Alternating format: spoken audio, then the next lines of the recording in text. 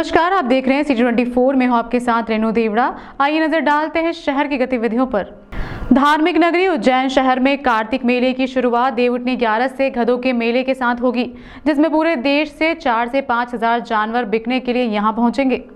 धार्मिक नगरी उज्जैन शहर में बरसों पुरानी परंपरा कार्तिक माह में शिप्रा नदी में स्नान करने की चली आ रही है। इसी के अंतर्गत शिप्रा नदी के किनारे उज्जैन नगर निगम द्वारा कार्तिक मेले का आयोजन किया जाता है, जिसकी शुरुआत देवउठनी 11 पर गधों के मेले के साथ में होती है। 5 दिवसीय इस गधे के मेले में देश भर के व्यापारी यहां पर अपने अपने गधे व खच्चर लेकर आते हैं। 62 वर्षीय व्यापारी मुन्नालाल प्रजापति की माने तो वह यहां पर पिछले 45 वर्षों से अपने जानवर लेकर आ रहे हैं। अभी हाल फिलहाल में 20,000 से लेकर 45,000 तक गधे व खच्चर इस मेले में बिकने के लिए आए हैं। 5 दिवसीय इस मेले में लगभग 4 से 5 हजार जानवर पूरे प्रदेश से बिकने के लिए आएंगे, जिसकी शुरुआत देवउठनी 11 से होती है। आज छठ के दिन से ही कुछ व्यापारी यहां पर आकर अपने जानवरों को लेकर पहुंच चुके हैं।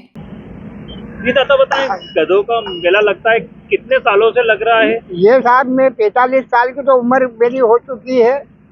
देखते देखते मतलब ऐसे तो उम्र 62 साल की है मेरी, पर 45 साल से मैं अनुभव देखता हूँ कि ना लोग 11 से पूर्णिमा तक इस मेले को जुन्ना रूप से चालू रखते हैं।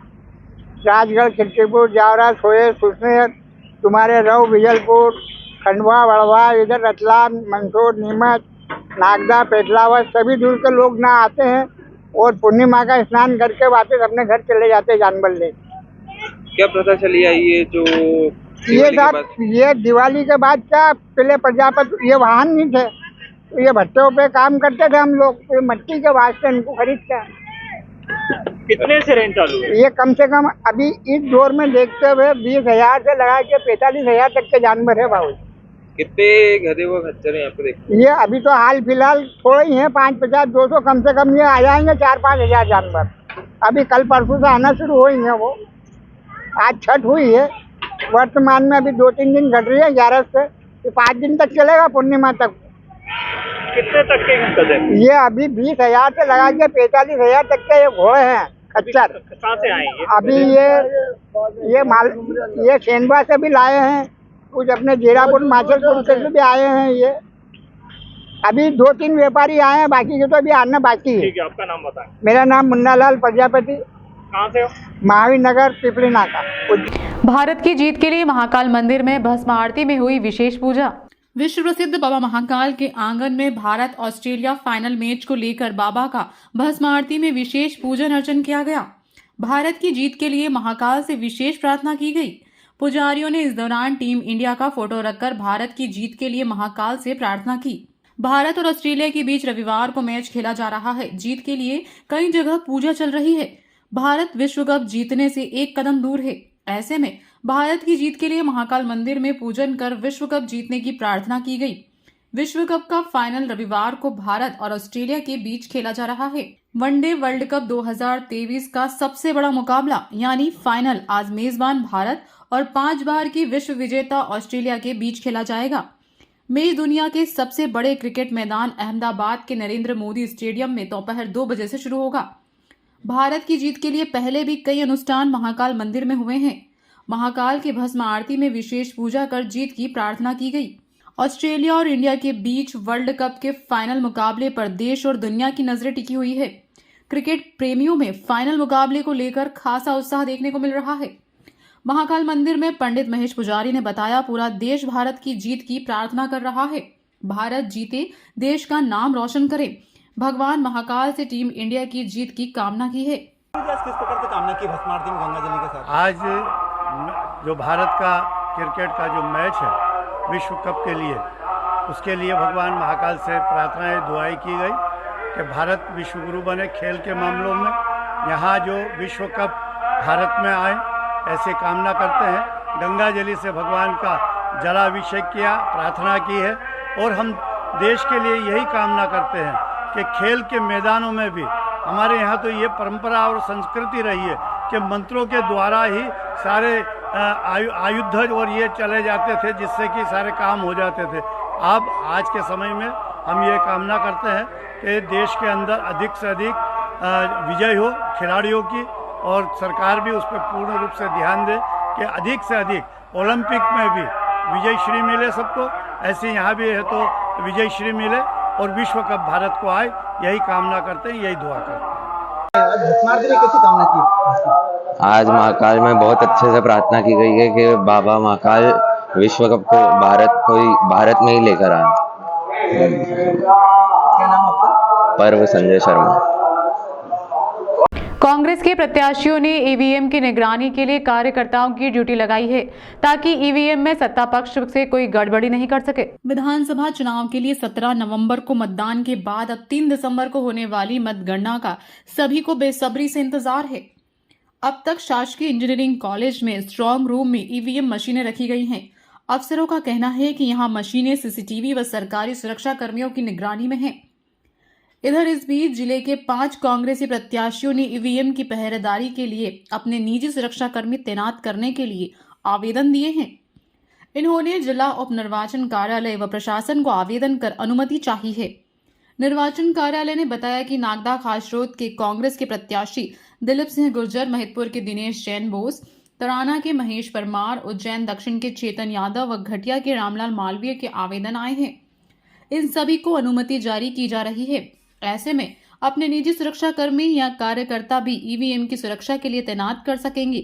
उज्जैन दक्षिण से कांग्रेस प्रत्याशी चेतन यादव ने बताया कि 6 घंटे की शिफ्ट में कार्यकर्ता की ड्यूटी लगाई गई है ताकि सत्ता पक्ष ईवीएम में कोई गड़बड़ नहीं कर पाए।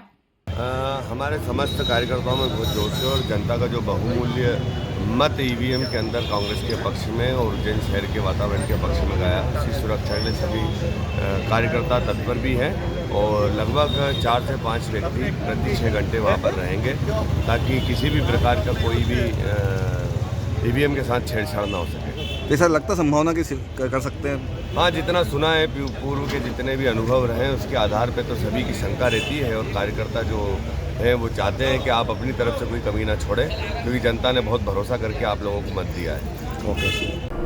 चुनाव में कर्मचारियों की ड्यूटी लगाने के बाद भी विक्रम विश्वविद्यालय ने अपनी परीक्षाएं समय पर पूरी करवा दी हैं। कुलपति प्रोफेसर अखिलेश पांडे ने बताया कि चुनाव में विक्रम विश्वविद्यालय के कर्मचारियों और अधिकारियों की ड्यूटी लगाई गई है, मगर विश्वविद्यालय प्रशासन ने अतिरिक्त कर्मचारियों और अतिथि विद्वानों की ड्यूटी लगाकर परीक्षा का काम पूरा कर लिया है। साथ ही मई माह में होने वाले लोकसभा चुनाव को लेकर तैयारियां भी कर ली गई हैं। कुछ परीक्षा अप्रैल माह में पूरी करा ली जाएंगी। जो विषय की परीक्षा बचेगी उनको जून माह में पूरा कर लिया जाएगा ताकि समय पर सेशन पूरा कर लिया जाए और नए सेशन समय पर शुरू किए जा सके। इन पे इलेक्शंस का कुछ इम्पैक्ट पड़ा है क्या और क्या किस प्रकार से शेड्यूलिंग की गई है इसकी? देखिए, इलेक्शन भी एक बहुत मूल जो समारोह है जी, उसको भी करवाना बहुत ज़रूरी है और विश्वविद्यालय प्रशासन को भी सपोर्ट करना बहुत ही आवश्यक है। उसको ध्यान में रखते हुए अभी परीक्षाओं में हम विक्रम विश्वविद्यालय की सारी परीक्षाएं करा दी। उसमें थोड़ी सी दिक्कत ये रहती है कि हमारे कर्मचारी चले गए, लेकिन उनके स्थान पर हमने दूसरे कर्मचारियों की व्यवस्था करके और कुछ हमारे अतिथि विद्वानों की व्यवस्था करके और परीक्षाएं हमारी समय से पूर्ण होंगी। सर, जैसे अभी लोकसभा चुनाव भी शेड्यूल है तो उसको लेके किस प्रकार से अभी से प्रिपरेशन कर रहे हैं ताकि उस समय डिस्टर्ब नहीं हो परीक्षा? अभी मई में ऐसे उम्मीद की जा रही है कि मई में लोकसभा चुनाव होंगे। हम लोग कोशिश कर रहे हैं कि हमारी परीक्षाएं अप्रैल में ही खत्म हो जाए। कुछ परीक्षाएं जो चुनाव से प्रभावित होंगी उनको तत्काल, जैसे चुनाव खत्म होता है तत्काल हम लोग इसको जून में करा लेंगे और कोशिश करेंगे कि परीक्षाएं समय से हो। वैल्यूएशन हम जल्दी करा देंगे जिससे हमारा सेशन गड़बड़ नहीं होगा। Okay sir. विधानसभा चुनाव में मतदान के दौरान मारपीट का मामला सामने आया है।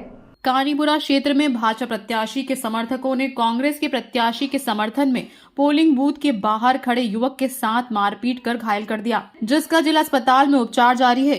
दरअसल विधानसभा चुनाव में मतदान के दौरान जिले में कई जगह पर हल्के विवाद देखने को मिले, लेकिन चिमनगंज थाना क्षेत्र के कानीपुरा में भाजपा और कांग्रेस के समर्थक आमने सामने हो गए। विवाद इतना बढ़ गया कि भाजपा के कार्यकर्ताओं ने कांग्रेस के कार्यकर्ताओं के साथ जमकर मारपीट कर दी। मामले में कांग्रेस समर्थक युवक घायल हुआ है, जिसे उपचार के लिए जिला अस्पताल में भर्ती कराया गया है। घटना की जानकारी मिलते ही एडिशनल एसपी अपनी टीम के साथ मौके पर पहुंच गए और उन्होंने मामले को बल प्रयोग करते हुए शांत करवाया। छोटे भाई अभिजीत से विवाद हो रहा था पोलिंग पे फर्जी वोटिंग को लेके। रवि जाट ने इसके साथ हाथापाई की, और 4-5 जनों और इसके साथ मारपीट कर रहे थे। मैं बीच बचाव में गया तो मेरे सिर पे लकड़ी से वार किया उन्होंने। कौन से बोर्ड पे इस प्रकार विवाद हुआ? हाँ, कौन से बोर्ड पे विवाद हुआ? 216 मतदान क्रमांक कानीपुरा। तो कौन लोग हैं जो जिन्होंने आप लोगों को मारा? कौन सी पार्टी से क्या? बीजेपी पार्टी से हैं, रवि जाट, अरुण जाट, घनश्याम जाट, राधेश्याम जाट। क्या करवा रहे थे? फर्जी वोटिंग करा रहे थे। तो आपने उनको पकड़ा तो मारा कुटी कर? हाँ, अभिजीत के साथ मारा कुटी करी। मैं बीच में गया तो मेरे को लकड़ी से सिर में वार किया। क्या नाम है आपका? करण जाट। कहाँ पर रहते हो? कानीपुरा। क्या काम करते हो? प्रॉपर्टी का काम करता हूँ। अभी रिपोर्ट कहाँ पर? चिमनगंज थाने में। यहाँ रुकते हैं एक ब्रेक के लिए। गतिविधियां लगातार जारी हैं। जय श्री महाकाल। आप सभी शहरवासियों को माहेश्वरी नमकीन की ओर से दीपावली की हार्दिक हार्दिक शुभकामना। इस बार दीपावली मनाइए उज्जैन के प्रसिद्ध माहेश्वरी के नमकीन एवं मिठाइयों के साथ। माहेश्वरी के नमकीन एवं मिठाइयाँ, स्वाद ऐसा जो सबके मन भाए, शुद्धता एवं स्वाद का अद्भुत संगम। माहेश्वरी के नमकीन एवं मिठाइयाँ eat right approve RO water से निर्मित शुद्ध एवं कम फैट में बना हुआ नमकीन, लेबोरेटरी टेस्ट क्वालिटी। और हाँ, माहेश्वरी नमकीन पर एक बार तेल के इस्तेमाल के बाद दोबारा जले हुए तेल का इस्तेमाल नहीं होता। नमकीन में 120 तरह की वैरायटियों का अद्भुत संगम, स्वाद ऐसा जो सबकी जुबान पर चढ़ जाए। माहेश्वरी के नमकीन एवं मिठाइयाँ होटल साईं पैलेस के पास, महाकाल वाणिज्य के सामने, नाना खेड़ा, उज्जैन। माहेश्वरी नमकीन की एक और ब्रांच अमर सिंह मार्ग, फ्रीगंज, उज्जैन। माहेश्वरी नमकीन आपसे निवेदन करता है कि राष्ट्र हित में मतदान अवश्य करें। मतदान आपका अधिकार है।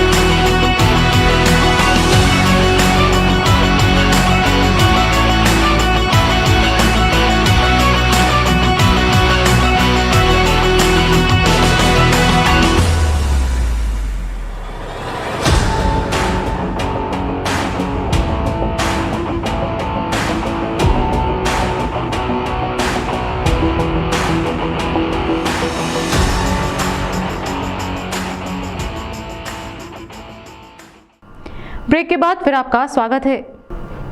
साहित्यिक संस्था की संगोष्ठी में कवियों ने अपनी रचनाओं से समा बांध दिया। इंजीनियर प्रफुल्ल शुक्ला ने इंजीनियर के दिल से रचना का पाठ कर तालियां बटोरी। गजरांजलि साहित्यिक संस्था, नाइस ग्रुप एवं ऋषि मंडल ग्रुप की तत्वाधान में एक साहित्यिक गोष्ठी का आयोजन होटल सुराना पैलेस में किया गया। कार्यक्रम में बीएसएनएल के सेवानिवृत्त प्रफुल्ल शुक्ला का अभिनंदन किया गया। कार्यक्रम के अध्यक्ष डीके जैन, मुख्य अतिथि निमाड़ के सुप्रसिद्ध कवि प्रबोध मिश्र हितेशी, विशिष्ट अतिथि सुप्रसिद्ध मालवी कवि डॉक्टर शिव चौरसिया, अतिथि हरिहर शर्मा थे। गोष्ठी में आशीष श्रीवास्तव, अश्क साकित साहब, डॉक्टर चोरे सहित कई प्रमुख गजलकारों ने अपनी रचनाओं का पाठ किया। संचालन डॉक्टर विजय सुखनानी ने किया। कार्यक्रम में बड़ी संख्या में प्रबुद्ध जन रिटायर एसोसिएशन के अध्यक्ष भटनागर साहब, महेश मिश्रा आदि शामिल थे। कार्यक्रम में सामाजिक विषयों पर भी चर्चा की गई। के पद से रिटायर हुए और बेसिकली वो साइंस के टीचर है, पर लेखन में उनका काफ़ी बड़ा नाम है। विज्ञान प्रगति वगैरह जो स्टैंडर्ड की पत्रिका है उनमें काफ़ी उनके लेख आलेख छपे हैं, एकल संकलन भी छपे हैं।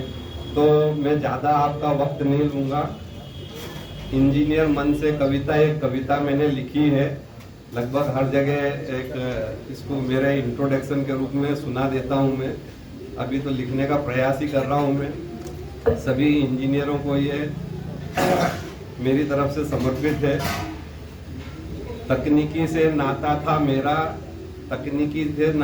मेरा, कब भोर हुई कब शाम हुई, इंजीनियर लगा नाम में मेरे, सुबह की यूं शाम हुई, लड़ता रहता हालातों से रो रो कर मन कहता था, लड़ता रहता हालातों से रो रो कर मन कहता था, एक कविता मन से कर लूं, जीवन की अब शाम हुई, जीवन की अब शाम हुई।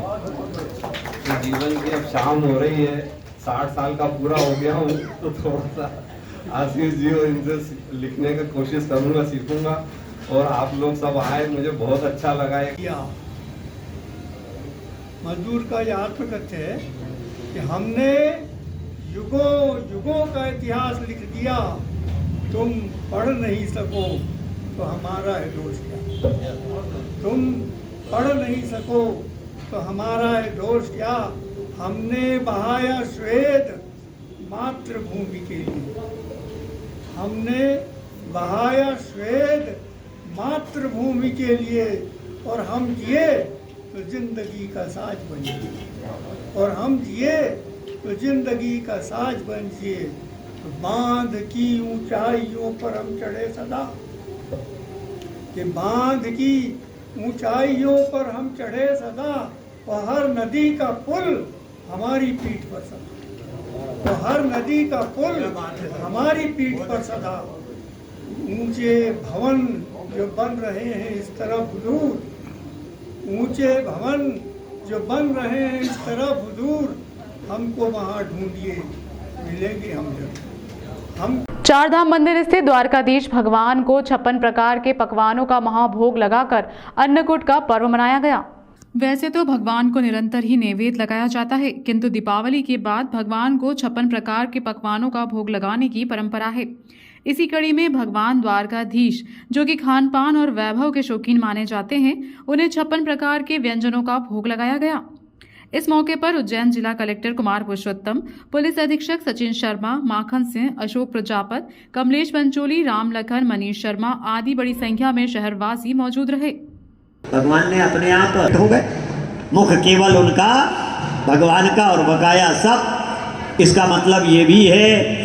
चारधाम मंदिर के पीठाधीश्वर महामंडलेश्वर स्वामी शांति स्वरूपानंद महाराज ने प्रवचन देते हुए बताया कि चारधाम मंदिर स्थित भगवान द्वारकाधीश जी को 56 प्रकार के पकवानों का भोग लगाया गया। इसके पश्चात भगवान की महाआरती का आयोजन हुआ। 56 भोग का महत्व बताते हुए उन्होंने बताया कि भगवान श्री कृष्ण ने गोवर्धन भगवान का पूजन करने हेतु एवं 56 प्रकार के पकवानों का भोग लगाने के लिए गांव के समस्त घर से एक पकवान बनवाए थे, जो भगवान गोवर्धन पर्वत को अर्पण करे थे। जब से यह परंपरा का निर्वाह चला आ रहा है, समस्त मनुष्यों को कम से कम इतने वृक्ष लगाना चाहिए कि जीवन पूर्ण होने के पश्चात उसका अंतिम संस्कार उतनी लकड़ी में हो जाए, क्योंकि आज के समय में वृक्षों की कमी के कारण वातावरण भी प्रदूषित हो रहा है और मन प्रसन्न हो। भगवान ने यही कहा कि गोवर्धन जी महाराज हमें जल भी देते हैं झरनों से, वृक्षों से फल देते हैं, छाया देते हैं, लकड़ी देते हैं, जीते लकड़ी मरते लकड़ी, खेल तमाशा आयोजन किया जा रहा है आज यहाँ पे। जय श्री कृष्णा, जय श्री महाकाल। प्रतिवर्षानुसार इस वर्ष भी श्री चारधाम मंदिर में श्री महाराज श्री के द्वारा 56 भोग का अन्नकूट का आयोजन किया जा रहा है। इसमें उज्जैन नगरी के एवं बाहर से आए हुए सभी भक्तजन हर प्रतिवर्षानुसार भाग लेकर अपने श्रद्धानुसार सब लोग आते हैं और यहाँ पर प्रसाद वितरण होता है, उसमें सब प्रसाद पाते हैं। और यह अन्नकूट का आयोजन प्रतिवर्ष दिवाली के तीसरे दिन आयोजित होता है, किंतु इस वर्ष चुनाव होने के कारण यह अन्नकूट आज पंचमी के दिन यहाँ पर आयोजित किया गया है। फिलहाल इस अंक में इतना ही। अगले अंक में आपसे फिर मुलाकात होगी। नमस्कार।